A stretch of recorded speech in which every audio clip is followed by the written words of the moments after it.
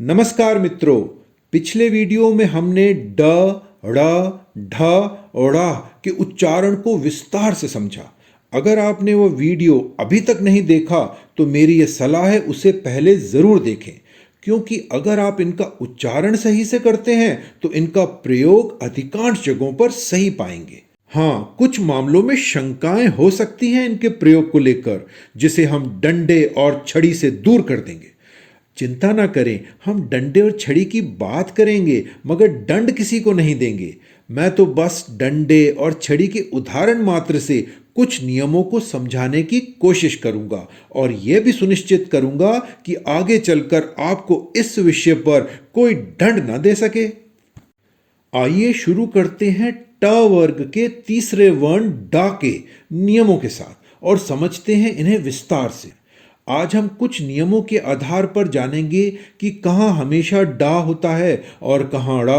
ध्यान रहे, इसमें हमें एक एक शब्द को याद रखने की आवश्यकता नहीं पड़ेगी और नियमों के बल पर हम कह सकेंगे कि यहाँ डा होगा और यहाँ ड़ा।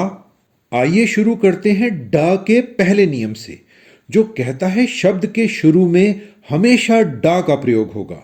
यहाँ कुछ उदाहरण दिए हैं, जैसे डंडा, डेरा, डमरू, डाक, डाली, डिबिया, डॉल, जैसे डील डॉल, डोर, डगर, डगमगाना, डकार, डकैती, डरपोक, डुगडुगी और डोली। तो अगर किसी शब्द में आपको शंका हो कि ये डा से शुरू होगा या ड़ा, तो हमेशा याद रखिएगा कि शब्द हमेशा डा से ही शुरू होगा। तो आइए देखते हैं डा का दूसरा नियम क्या कहता है। आधे अक्षर का सहारा मिले तो हमेशा डा, अर्थात पहले या बाद में आधा अक्षर हो या अनुस्वार या बिंदु, वह भी आधा अक्षर ही होते हैं, तो हमेशा डा का प्रयोग होगा, ड़ा का नहीं। उदाहरण के तौर पर पहला अक्षर लिखा है डंडा, यहां बीच में आधा णा या अनुस्वार एक बिंदु आ रहा है, तो उसके पहले या बाद में डा ही लगेगा, ड़ा नहीं लग सकता। कुछ और उदाहरण लेते हैं, जैसे ठंड, आडंबर, खंडहर, उद्दंड, चड्डी, हड्डी, लड्डू, विडंबना, कबड्डी, गुड्डा, ठुड्डी, दंडपेल, डंडीर, टिड्डा, टिड्डी इत्यादि। तो आपने देखा, अगर पहले या बाद में आधे अक्षर का सहारा मिल जाए तो हमेशा डा ही लगेगा और यही हमारा नियम 2 कहता है। तो अभी तक आपने जाना कि शब्द के शुरू में हमेशा डा लगेगा, मगर डा शब्द के किसी भी स्थान में आ सकता है, कहीं भी बीच में या आखिर में भी। लेते हैं कुछ उदाहरण, जैसे डकार, खंडहर, उद्दंड, डंडा, भिंडी, मुंडेर, डंडाल, दंडपेल, डंडीर, घुंडी, खंड, डींग, मुंडन, दंडवी। आइए अब आते हैं डा के नियम 3 पर, जो कहता है उपसर्ग या प्रत्यय हो तो हमेशा डा लगेगा। एक बार याद करते हैं उपसर्ग क्या है। जो शब्द के आरंभ में जुड़कर उसके अर्थ में विशेषता ला दे या उसका अर्थ बदल दे। इसी तरह शब्द के अंत में प्रत्यय जुड़कर अर्थ में परिवर्तन लाते हैं। देखते हैं कुछ उदाहरण, जैसे हम लिखते हैं अडिग, जो बना है अ जमा डिग से, जो डिग का परिवर्तित रूप है। इसी तरह बागडोर, निडर, दंडवत, दंडवत बना है दंड और वत से, जो दंड का परिवर्तित रूप है, यह एक प्रत्यय का उदाहरण है। इसी तरह सुडौल, जो बना है डॉल के परिवर्तित रूप से। डॉल का अर्थ होता है बाहरी आकृति। अगर आपने ध्यान दिया होगा तो अधिकतर ये शब्द डा से शुरू होने वाले किसी मूल शब्द से ही बने हैं। अब आते हैं ड के चौथे नियम पर, जो कहता है संस्कृत और अंग्रेजी के शब्दों में हमेशा डा लगेगा, क्योंकि इन भाषाओं में ड़ा नहीं होता।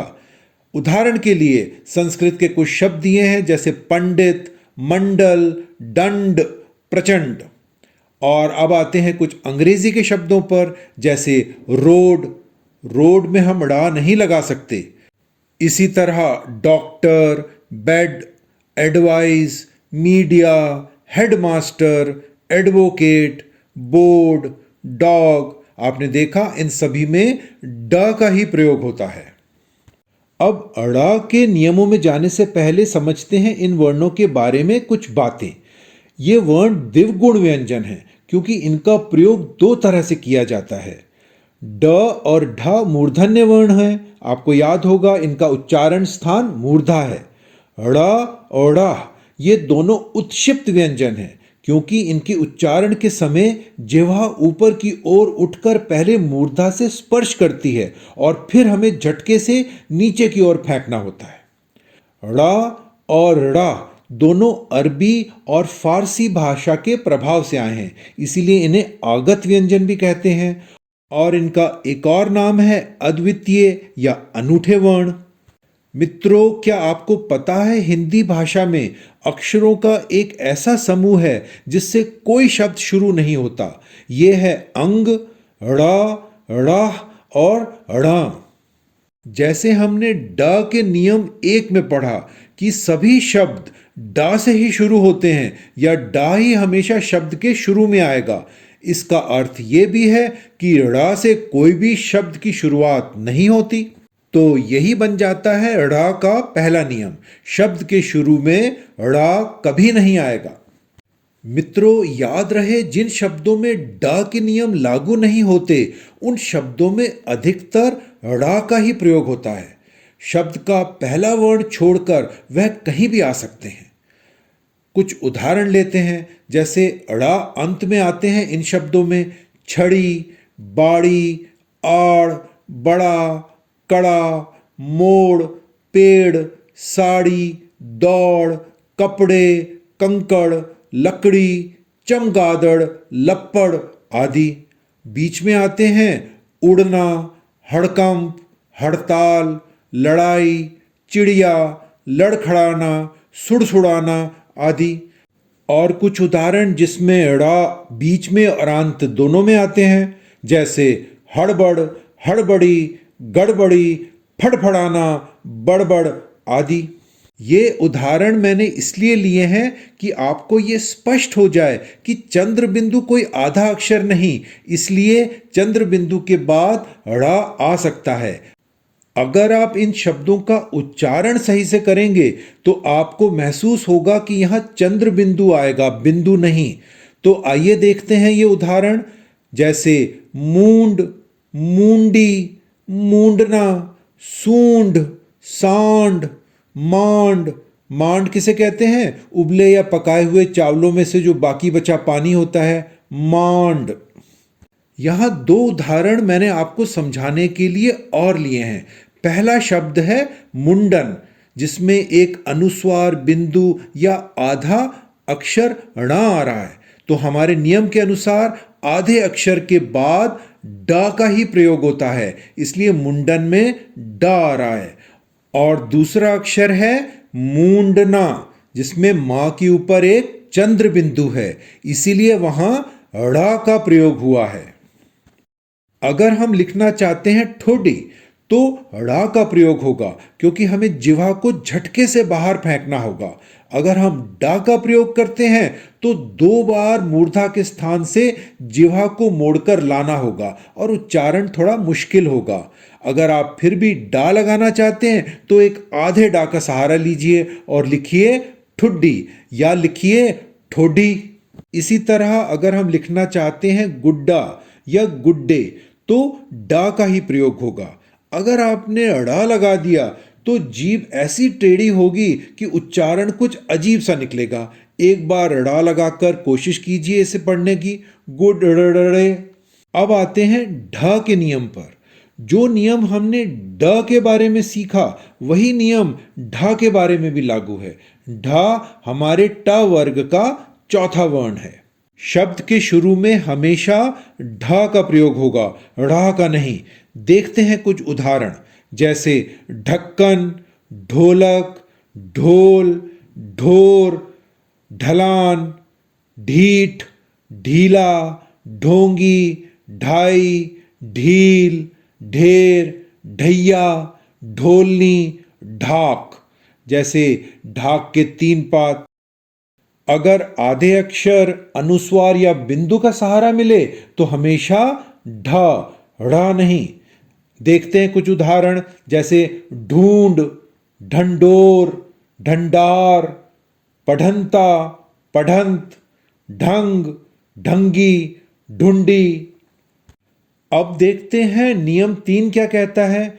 उपसर्ग या प्रत्यय हो तो हमेशा ढ लगेगा, जैसे सुढंग जो बना है सु और ढंग से। इसी तरह बेढंगी जो बना है बे और ढंगी से। निढाल, सुधार, ढार का मतलब ढलाई और सुधार का मतलब सुंदर ढला या बना हुआ। आपने देखा होगा अधिकतर ये शब्द ढा से शुरू होने वाले किसी मूल शब्द से ही बने हैं। अब ढ़ के नियम भी बिल्कुल वैसे हैं जो हमने ढ़ के लिए पढ़े। ढ़ से कोई भी शब्द शुरू नहीं होता। जिन शब्दों में ढ के नियम लागू नहीं होते उन शब्दों में अधिकतर ढ़ का ही प्रयोग होता है। ये शब्दों के अंत या बीच में कहीं भी आ सकते हैं, अर्थात शब्द का पहला वर्ण छोड़कर अन्य किसी भी स्थान पर ये शब्द में आ सकते हैं। उदाहरण लेते हैं, जैसे सीढ़ी, बाढ़, पढ़ना, बूढ़ा। एक बात और, ड़ा को जब हम अंग्रेजी में लिखते हैं तो ये RH होता है। अगर हम लिखना चाहते हैं अलीगढ़ तो अंग्रेजी में अंत में RH लिखते हैं। इसी तरह चंडीगढ़। आशा है आपने ये वीडियो पूरा देखा होगा और सभी नियमों को अच्छी तरह समझ लिया होगा। एक डोर आपको खुद से बांध लेगी, लेकिन किसी भी चीज को सीखने के लिए ढोल बजाने से ज्यादा जरूरी है खुद को सीखने की क्रिया में ढालना, और बस फिर आप जरूर सफल होंगे। लेकिन मेहनत कम हुई तो ढाक के 3 पात ही रह जाएंगे। लेकिन हमें आप पर पूरा भरोसा है। नमस्कार।